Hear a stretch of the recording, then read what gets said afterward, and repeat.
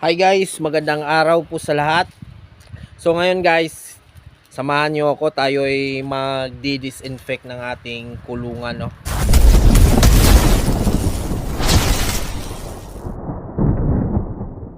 Problema ko po kasi guys, kaya ako magdi-disinfect ng aking baboyan kasi may darating akong isang baboy pang inahing, no?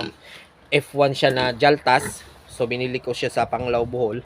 Medyo malayo-layo. Ngayon hindi pa handa yung aking kulungan, no. So as you can see, may dalawa pang natitirang malalaki para pang dispatch. Tapos isang mahaba yan, walang divider. So wala akong paglalagyan sa kanya, guys. So dito rin sa dapat sa pag-inahin, ayun, yung pinakadulo na yon, hindi ko pa rin siya napapagawa. So ipapagawa ko pa. Kaso biglaan, no, may hatid siya sa ngayon sa atin. So pansamantala habang gagawin ko yung kulungan niya na dapat, so ito muna i-disinfect natin guys, no. Ayan. So ito, hinarangan ko lang siya ng ano, ng kahoy diyan. So itong area na to ang kanya magiging kulungan. So lalagyan natin yan ng ipa. So hindi lang po yung ganyan ng ipa. Lalagyan natin ng ipa sa ilalim para ipa yung pinakasahig niya. So ang i-disinfect natin guys, itong bakal, itong mga bakal na to at saka yung sementong nakapaligid sa kanya. So bakit nga po ba mahalaga ang pag-disinfect, no? So para sa akin guys, mas maganda yung prevention, no? Prevention na rin para hindi magkasakit yung ating mga alaga, sa pagtatae at ano pang infection na makukuha sa maduming kulungan, no. So kaya tayo nagde-disinfect. So bago ko siya lalagyan ng ipa, babasahin ko na muna ito, tapos i-disinfect natin siya. So sa pagdi-disinfect naman guys, ano lang, simple lang naman yung gamit ko, no. So ito lang, no, kahit anong brand guys, kahit anong brand ng powder na sabon. So dalawang sabon ang ginagamit natin, dalawang sachet, kasi pag isa lang parang kulang, no, mabunula lang.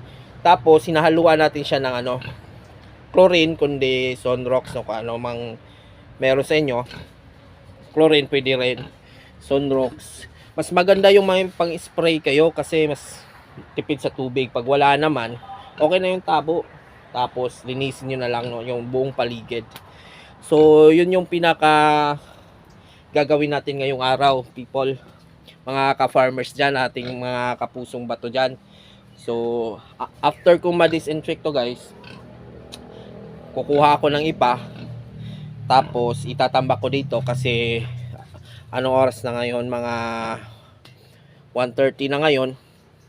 So for mga 6 PM darating na yung ano, no, yung ating inahin. So i-welcome natin yung ating inahin mamaya, no, si Jaltas.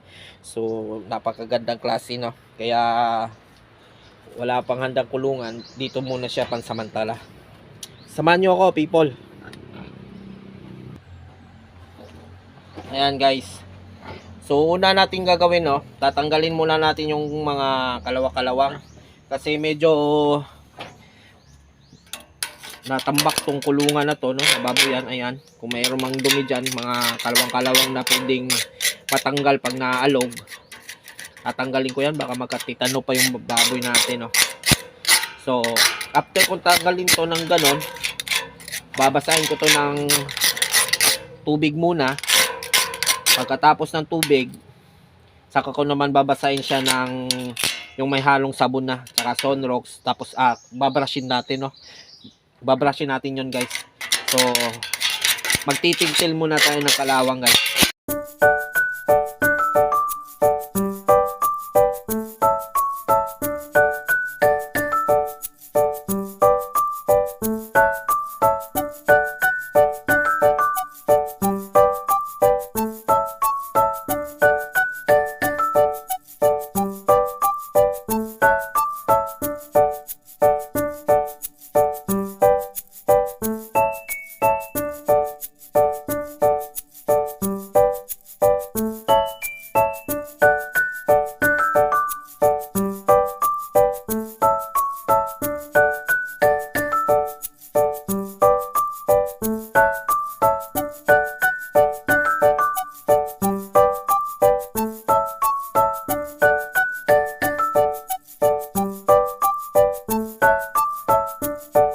Pinakamahalaga talaga yung mga bakal-bakal na matanggalan natin sila ng mga kalawang kasi matitino yung mga alaga natin. So ang dami ngayon sa post, no, nanginginig na lang yung mga biik, yung baboy kasi natitano na. So pag ganitong natambak yung kulungan mo, make sure talaga na matanggal natin lahat ng kalawang at ma-disinfect. So sunod ko na natin yung side na yon. Babasahin na natin to, guys. Basahin ko muna, kunting brush bago natin buhusan ng may sabon.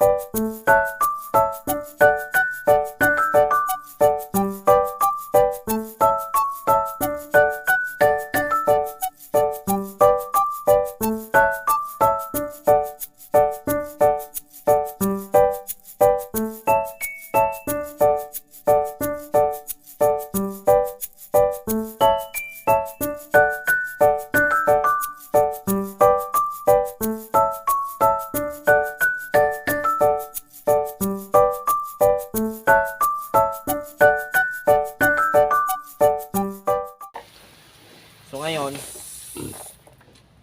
lalagyan na natin ngayon siya ng sabon. So mostly kung hindi darating yung baboy natin, kung hindi sana siya darating,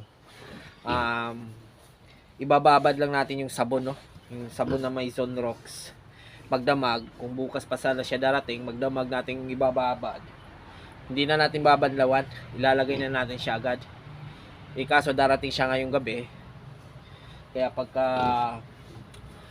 buhos natin dito ng may sabon, kukuha muna tayo ng ipa. Pagbalik natin, paglagay ng ipa, bago natin badlawan ng basa. Para pagdating ng ating alaga, no, handa na yung kulungan. So, yun. Paglalagay muna tayo doon, guys. Ayan. So, lagay lang natin yung sabon. So yung sabon, lagay ko lang to dalawang sabon.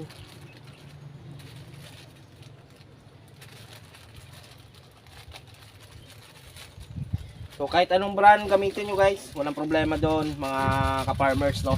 Kahit anong brand ng sabon gamitin nyo, isa lang yan. So depende na rin kung gaano kalaki yung lilinisin nyo. Magdidepende kung gaano kadaming sabon ang gagamitin nyo.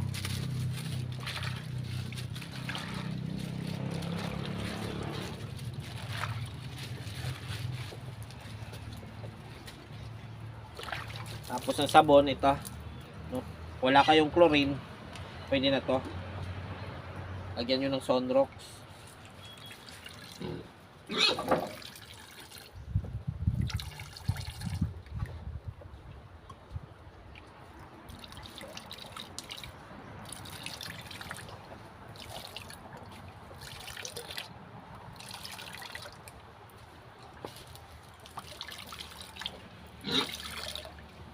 Kung maglilinis kayo, guys, na may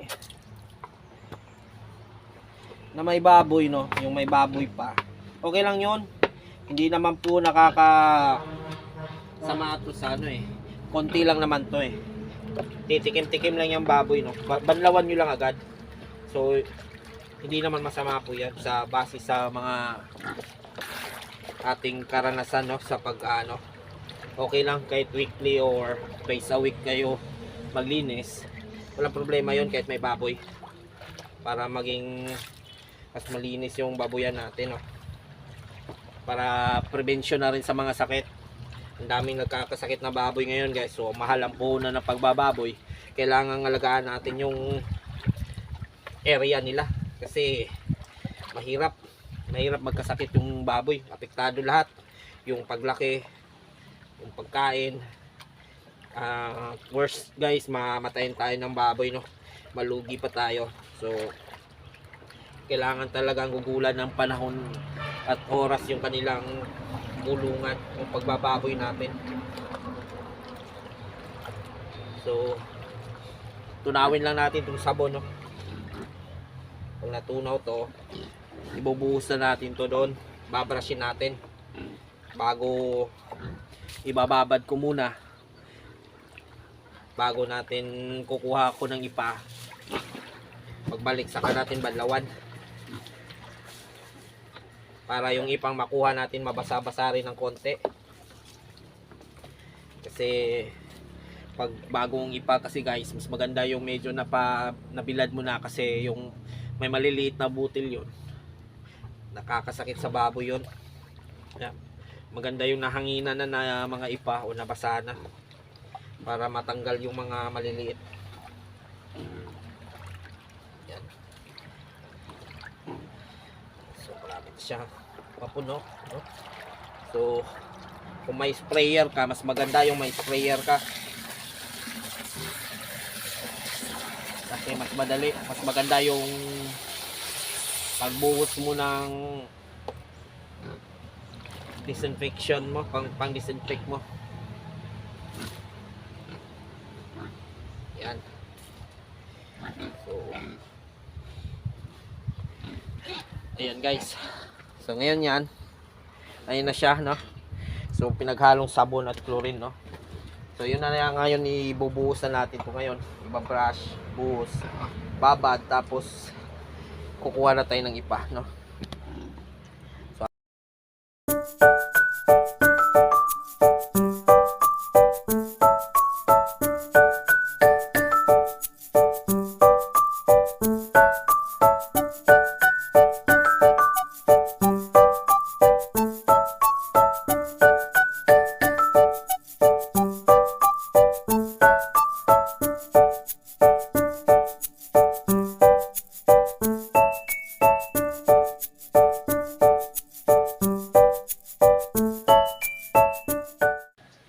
ayan, guys, mga ka-farmers. So, natapos rin natin, no? Nabuhusan na natin lahat ng palibot ng pang-disinfect. Nalinis na rin natin. Ubos na yung ating tinimpla. So, ngayon, kukuha na ako ng ipa para itatambak dito. Pagkatambak natin, guys, buhusan natin ng tubig para pagdating ng ating baboy mamaya, handa na. So, drinker na lang ang ilalagay dyan, no? Madali na lang yung drinker. So, pansamantala, dito muna siya kasi yung dalawa, ayan, malapit na yan, no? So, kakakuha lang ng isa. Baka bukas katayin na yung isa. So, mga 2 araw pa yan natambay dito. So, bago natin ma-renovate tong ating babuyan, no? Kasi dati may mga division to. So, sa katagalan ng panahon walang nag-aalaga, nawala na, no? May division na bakal to dati. So ngayon, pa-division na natin ulit para batch by batch tayo. So samahan nyo ako, guys, hanggang mamaya, no, para makita nyo rin yung baboy na kukunin natin. Inaantay natin. Kukuha muna ako ng ipa, guys. Cheers. Guys, so yan. Ayan na ang atong tahop, no. So hapon na nata na hapon na bago tayo natapos maghakot ng tahop, no? So ilalagay na natin siya dito para buhusan natin ng last, tapos handa na ang ating ano, parating na yung ating baboy. So buhos ko muna, guys.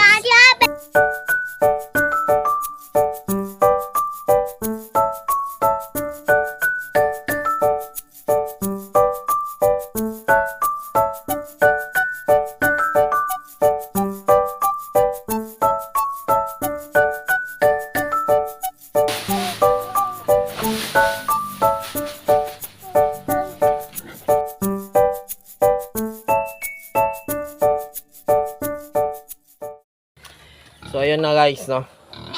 Lalagyan na natin siya ng ipa. Ayan na yung itsura niya, no. Tapos natin siyang lagyan. So ito yung magiging temporary ng lagayan ng ating baboy mamaya, no. So pagkatapos natin itong disinfect kanina, so medyo makinis-kinis na yung kanyang paligid. So hindi na natin ito babanlawan guys, hayaan na natin, no. Natuyo na rin naman siya. So hindi ko na babanlawan. So medyo kulang lang ng konti ng ipa, no. Medyo mababa pa siya konti, pero okay lang yan. Dadagdagan na lang natin mamaya, bukas, baka bukas ng ano pa, konting ipa. Siguro mga 3 sako o 4. So sa ngayon, okay na siya, no. Handa na siya lagyan ng ating darating mamaya. So papakita ko sa inyo guys yung pagdating ng ating baboy, no. Pagdalagay na natin dito. So atay na lang natin, mga 1 oras na lang, darating na yon. Hi guys, so ngayon 6:49 PM, no. Dumating na yung ating inaantay na baboy kanina guys. So ito na siya. Ayan. Si Baby Jaltas. Ayan. So medyo madilim, no. Gabi na kasi. Bukas guys, iilawan natin ulit bukas. Papakita natin. Bibidyo ko ulit para makita nyo talaga. So ito yung jaltas na natin guys, no. Dumating na, no. So ito yung umaga ngayon. So yan si jaltas natin, si Uno. Tawagin natin Uno guys. So yan. So puli malagyan ko na to ng tubig. Thanks.